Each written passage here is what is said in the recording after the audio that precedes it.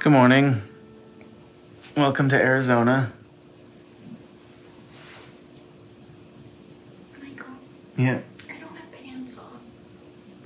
You don't have pants on. You've got a blanket on. Can you blur this? It's probably not even in the shot. Oh. I was pretty tired when I got here last night. If I could avoid doing a drive that long again, I think I would prefer that. Sounds like we've got a couple things planned for today. Do we know what we're doing for breakfast yet? No. I had to get something out of my car, and all of my trousers are currently in the wash, so Kelsey gave me a pair of her dad's shorts to wear. I think this is the first time in my life that I've ever worn white or light-colored shorts. I don't think they're for me. I don't think it's my vibe.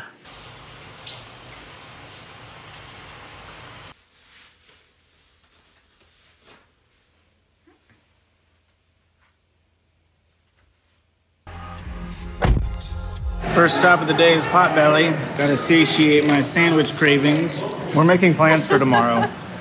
And there's this place that we wanted to make sure was dog friendly. And Kelsey called and is now crying because the place has dog menus and little dog bowls. It's the way she said it. I called because our friend has a dog and we're gonna bring the dog and we wanted to make sure. And so I called and I was like, hey, I just want to make sure it's okay to bring dogs. And the lady on the other end was so excited. And she was like, oh my gosh, yes, we have dog bowls and we have dog treats and dog snacks. And I even have a little dog menu for the doggies. And I just like started sobbing. Do you want to try one of these gingerbread snapped things that the Hilliard family didn't like? I mean, yeah, if you're opening it, you said you feel like it doesn't taste different, and they said you're a crazy person. I mean, I can tell it tastes different. I just didn't think it tasted that different. You don't like the smell? I just feel like I can smell the ginger or the gingerbread.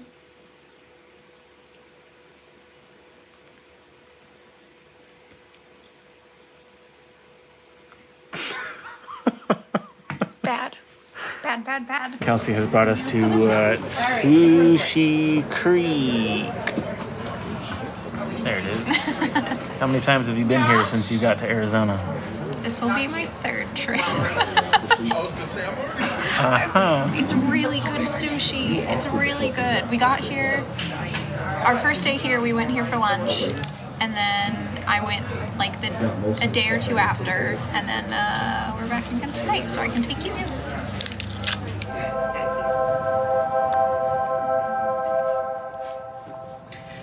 Did you hear what the guy sitting behind me at the sushi place was talking about?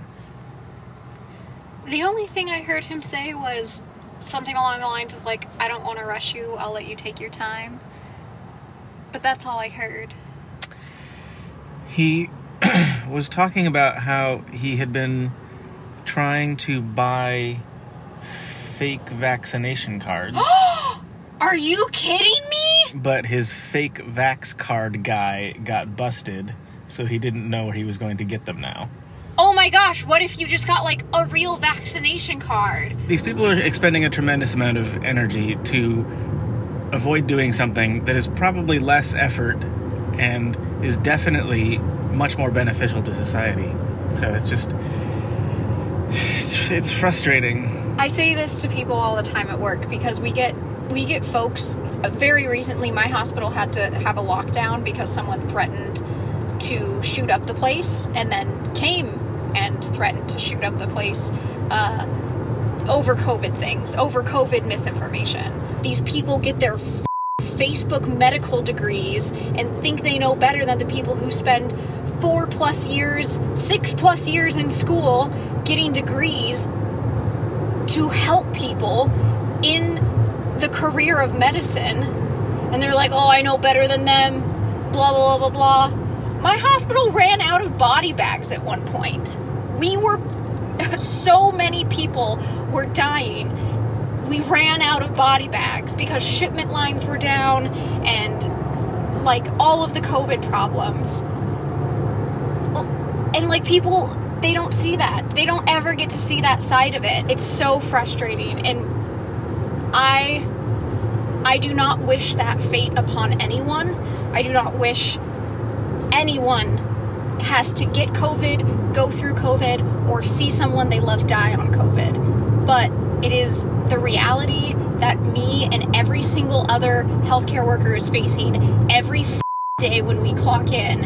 And it is so frustrating to hear people be like, I'm gonna go get my fake vaccination card. God bless America. Hooray! You think that seems a little dystopian?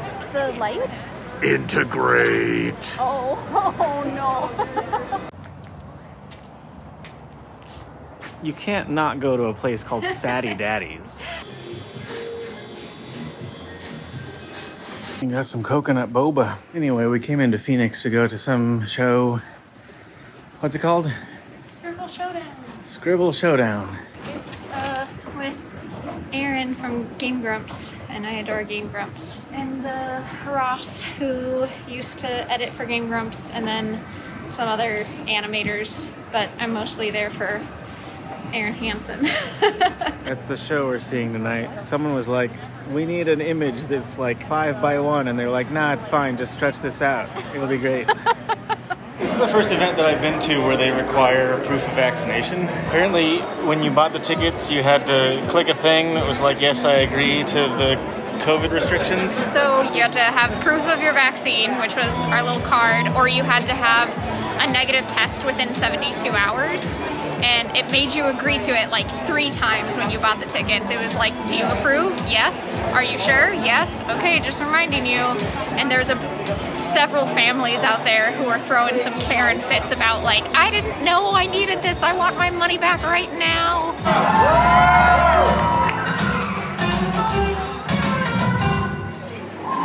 Yeah!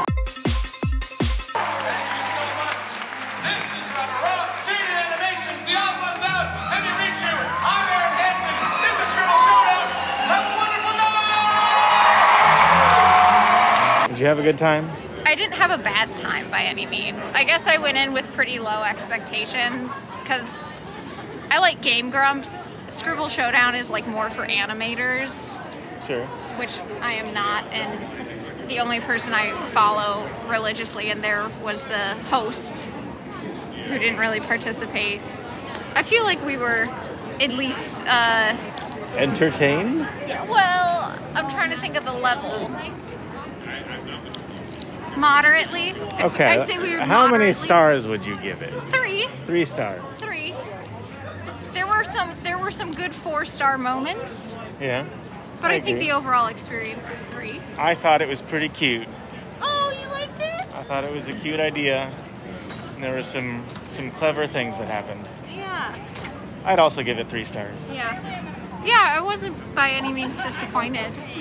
It was just something to fill our time. It very happenstance that they were like down here at the same time as us. Well, then what's next? We are going, oh, I'm so excited. We're going to an anime themed bar called the High Score Club, and the bathrooms are what I'm most excited for. So I'm gonna need you to film in the bathroom. Okay. Okay. Yeah, I don't think I can put this on YouTube.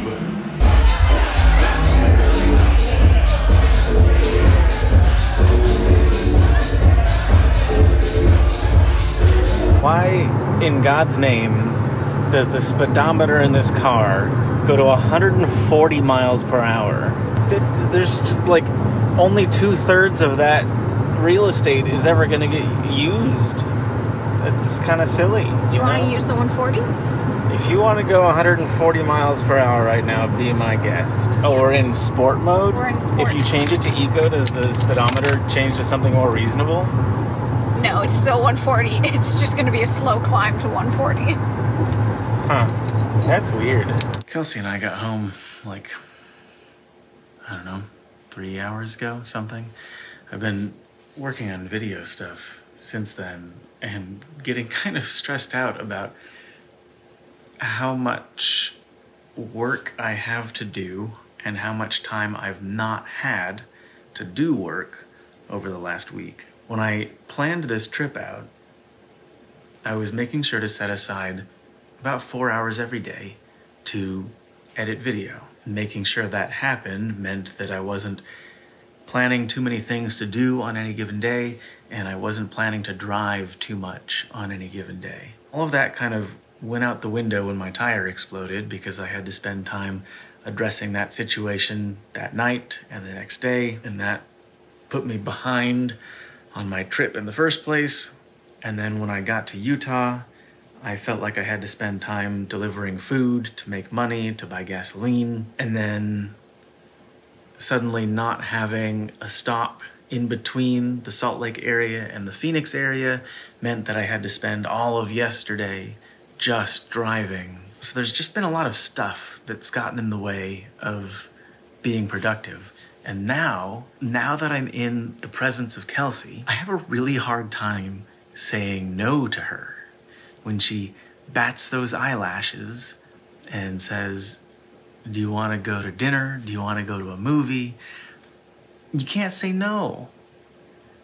This has been a thing for the whole 5.5 years that I've known her. I've always had a really hard time prioritizing work over doing things that I know make Kelsey happy. So the fact that she and I are now in each other's company for the next 11 days, it means that that time period will be like trying to be productive on hard mode. Thank goodness for Haley Peacock, because she's working behind the scenes to keep us on top of the footage that I'm recording every day. And without that, we'd be building up a bigger and bigger backlog. But ultimately, this workflow still requires me to come along and finish up the videos and put them on the internet. I think over the last week that I've been on this trip,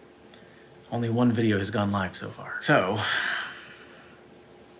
I don't quite yet know how the rest of this trip is gonna play out with productivity. Probably what I need to do is take time tomorrow to plan out the rest of my trip, or rather, re-plan the rest of my trip, making sure that I'm setting time aside every day to edit, and then I need to go over that with Kelsey to be like, I really need to be focusing on work during this time. The benefit of that, though, is that you make sure that you're getting your work done, and you make sure that you're spending quality time with your significant other. Sounds like a plan. I guess we'll see how that goes tomorrow. I'm gonna go to bed now, because I'm very sleepy. I think all in all, today was a good day. I hope you had a good day too. And I'll see you tomorrow.